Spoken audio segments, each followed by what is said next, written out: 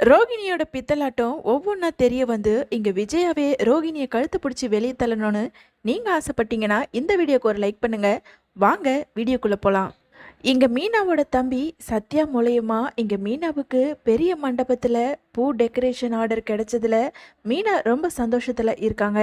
இவ்வளோ பெரிய ஆர்டர் கிடைச்சோம் இங்க மீனாவுக்கு ஒரு பக்கம் சந்தோஷம் இருந்தாலும் அதுக்கான செலவுக்கான பணத்துக்கு என்ன பண்றதுன்னு தெரியாம ஒரு பக்கம் முழிச்சுக்கிட்டு இருந்தாலும் இங்க முத்துக்கிட்ட மீனா கேட்குறாங்க, என்னங்க பணத்துக்கு என்ன பண்றதுன்னு தெரியல, நம்ம வேணா ரவி ஸ்ருதி கிட்ட கேட்டு பார்ப்போமா அப்படின்னு கேட்க இங்க முத்துவுமே சரியான ஐடியா தான் மீனா, நம்ம கண்டிப்பா ரவி கிட்ட கேட்டு பார்க்கலாம் அப்படின்னு சொல்லிட்டு இங்க முத்து போய் ரவி கிட்ட கேட்குறாரு.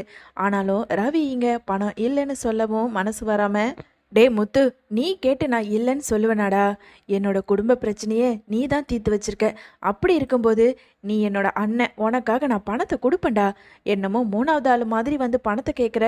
அண்ணிய தாராளமா நீ அந்த ஆர்டரை எடுத்து பண்ண சொல்லு, அதுக்கான செலவை நான் பார்த்துக்கிறேன். பணம் வந்ததுக்கப்புறம் திருப்பி கொடுத்தா போதும் அப்படின்னு இங்கே ரவி சொன்னதுமே பக்கத்தில் இருந்த ஸ்ருதியுமே, என்ன முத்து நீங்கள் இதுக்கெல்லாம் எங்ககிட்ட கடங்காரங்கிட்ட கடன் கேட்குற மாதிரி வந்து கேட்டுக்கிட்டு இருக்கீங்க, நாங்கள் கண்டிப்பாக உங்களுக்கு உதவி பண்ணுவோம் அப்படின்னும் இங்கே ஸ்ருதி ரொம்ப மனசார ஒத்துக்கிறாங்க. ஒரு வழியாக ஆர்டர் எடுத்து பண்ண போகிறோம் அப்படிங்கிற சந்தோஷத்தில் இங்கே மீனாவும் முத்துவும் இருந்துக்கிட்டு இருக்காங்க. இன்னொரு பக்கம் இங்கே சிந்தாமணிக்கு ஃபோன் வருது.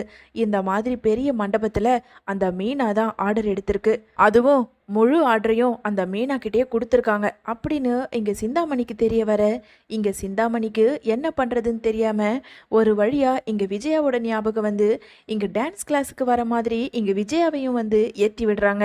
மேடம், உங்க மருமக அந்த பூக்காரி மீனா தானே? ஆமா, அவ ஒன்றும் எனக்கு மருமகளாம் கிடையாது, வீட்டில் ஒரு வேலைக்காரியா இருந்துகிட்டு இருக்கா, அவ்வளோதான் அப்படிங்கிற மாதிரி இங்க விஜயா சொல்றாங்க. உடனே இங்க சிந்தாமணி இருந்துக்கிட்டு, என்ன மேடம் சொல்றீங்க? ஓ, அதனால தான் உங்களை பிடிக்காம?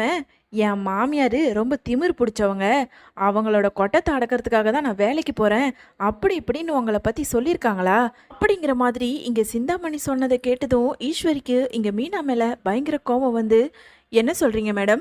அந்த மாதிரியா சொன்னா? அந்த பூக்காரிக்கு இருக்கிற திமிரு யாருக்குமே கிடையாது. ஏன் மேடம், நீங்க சொல்றத பார்த்தா உங்க மருமகளை உங்களுக்கு பிடிக்காது போல இருக்கே? அட ஏன் மேடம் கேட்குறீங்க? எனக்கு அவளை பார்த்தாலே பிடிக்காது. எனக்கு 2 பணக்கார மருமகளுங்க இருக்காங்க, அவளுங்க தான் எனக்கு பிடிக்கும் அப்படிங்கிற மாதிரி இங்க விஜயா சொன்னதை கேட்ட சிந்தாமணி யோசிக்கிறாங்க. இப்போ இந்த விஜயாவுக்கு மீனாவை சுத்தமாக பிடிக்காது போல.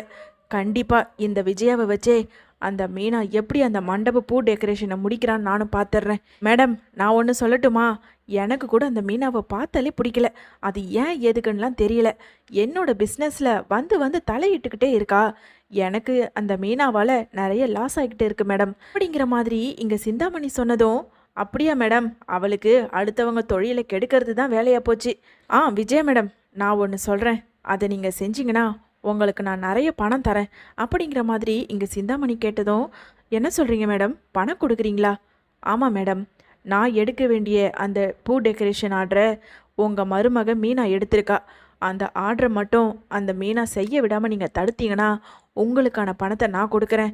உங்களுக்கு எவ்வளோ பணம் வேணுமோ நீங்கள் தாராளமாக கேளுங்க அப்படின்னு இங்கே சிந்தாமணி சொன்னதும் விஜயா மனசுக்குள்ளே நினச்சிக்கிறாங்க, பரவாயில்ல, அந்த பூக்காரியால் நமக்கு இங்கே பணம் வரப்போகுது.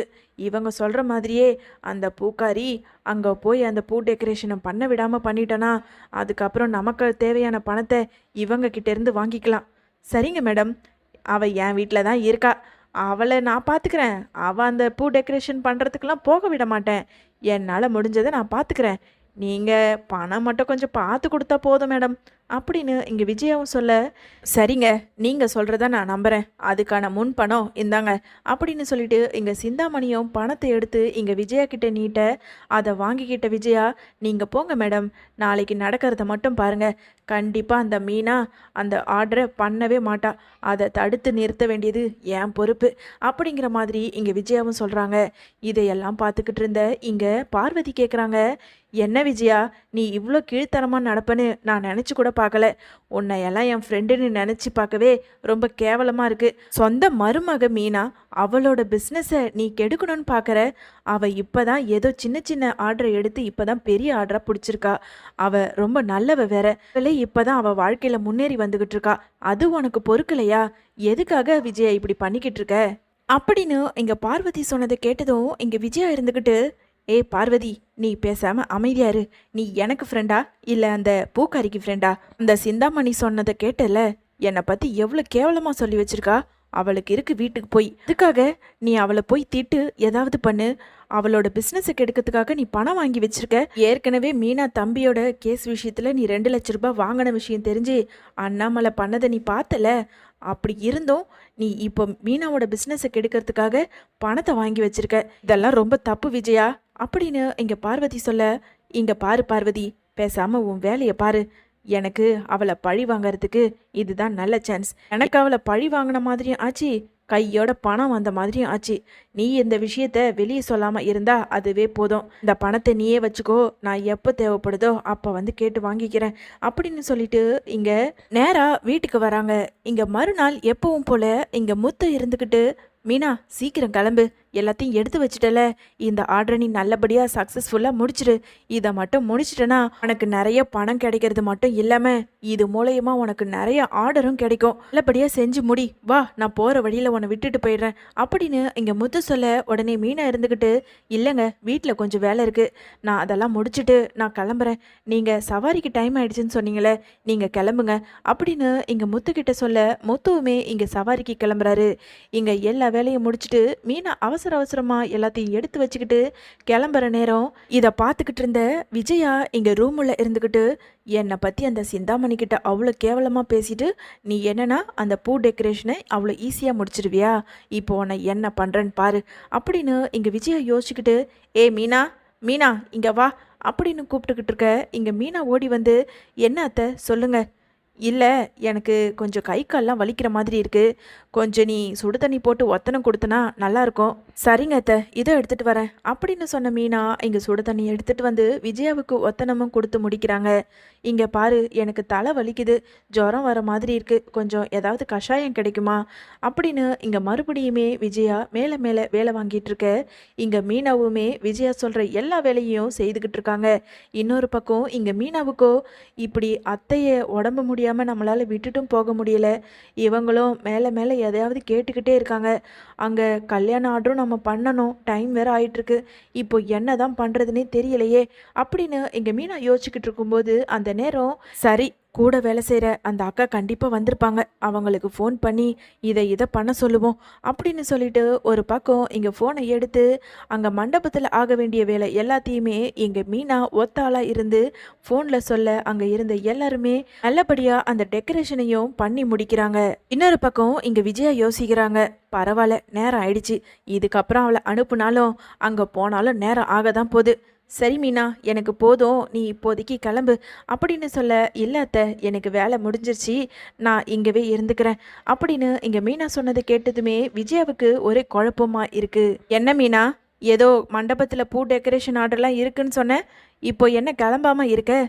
இல்லை அத்தை, அது வந்து உங்களுக்கு வேற உடம்பு முடியலையா, உங்களை விட்டுட்டு எங்கே போகிறதுன்னு சொல்லிட்டு நான் ஃபோன்லேயே எல்லா வேலையும் முடிச்சிட்டேன் அத்தை. என்னது முடிச்சிட்டியா? ஆமாம் அத்தை, என் கூட 2-3 பேர் வேலை செய்கிறாங்களே, அவங்களுக்கு ஃபோன் மூலயமா நான் எல்லாத்தையும் சொன்னேன், அவங்களே அங்கே எல்லாத்தையும் பார்த்து முடிச்சுட்டதா சொன்னாங்க.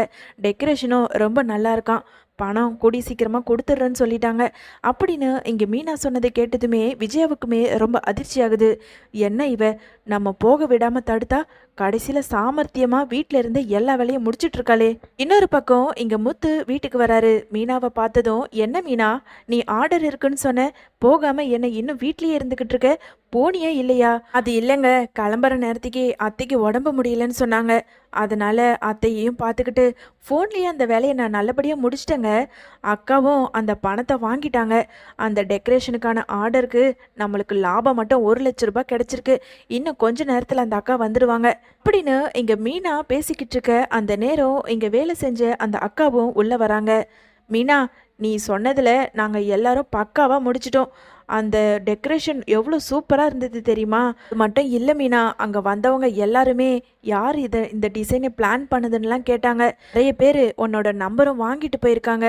மீனா, அந்த பூ டெக்கரேஷனுக்கான செலவு எங்களோட சம்பளம் போக மீதி 1 லட்ச ரூபாய் இந்தா வச்சுக்கோ. நாங்கள் வரோம் மீனா அப்படின்னு இங்கே அந்த அக்கா சொன்னதுமே மீனாவுக்குமே ரொம்ப சந்தோஷமாகுது.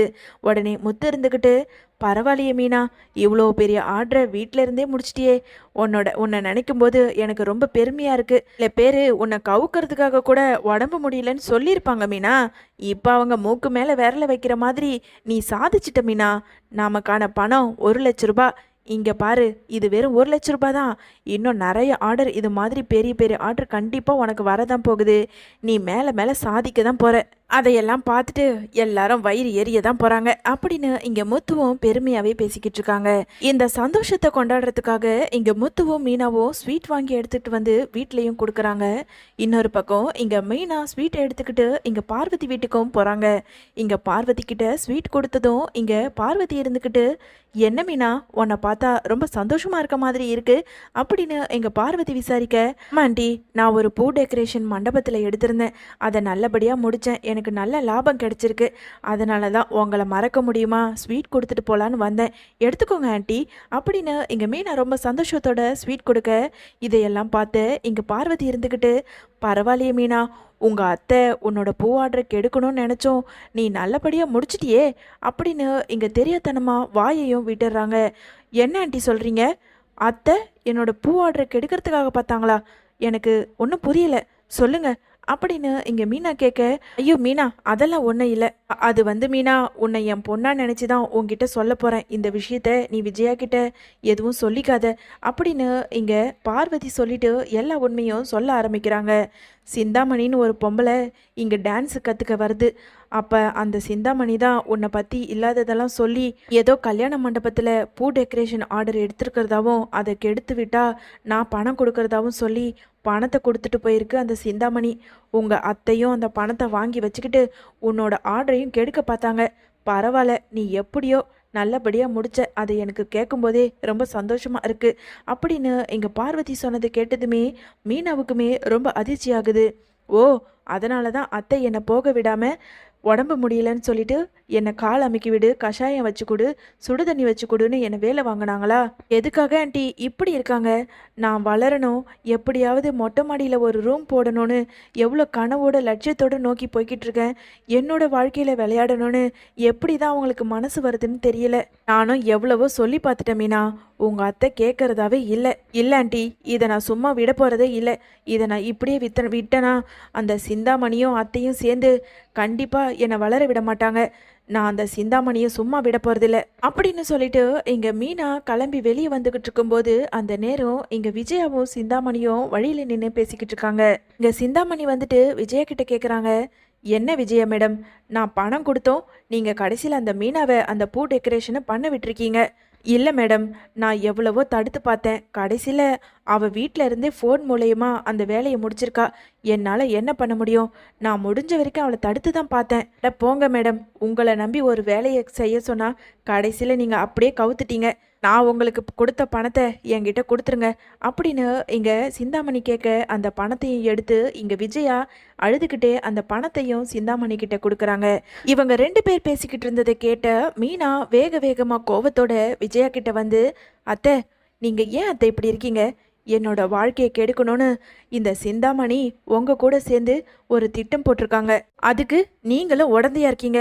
இப்படி செய்யறதுக்கு உங்களுக்கு வெக்கமா இல்லையா அத்தை? நான் பாட்டுக்குன்னு என்னோட வழியில தான் போய்கிட்டு இருக்கேன். அப்படி இருக்கும்போது எதுக்காக நீங்க என் வாழ்க்கையில விளையாடணும்னு நினைக்கிறீங்க அத்தை? நீங்க என்னதான் என்னை 2 பேரும் தடுத்தாலும் சரி, ஏறி என்னை மிதிச்சாலும் சரி, நான் போற மாதிரி நேர் வழியில போய்கிட்டு தான் இருப்பேன். நான் வளர்ந்துக்கிட்டு தான் இருப்பேன். நான் நினைச்ச சிகரத்தை தொடாம விட மாட்டேன் அப்படிங்கிற மாதிரி இங்க மீனாவும் சொல்லிட்டு கிளம்புறாங்க.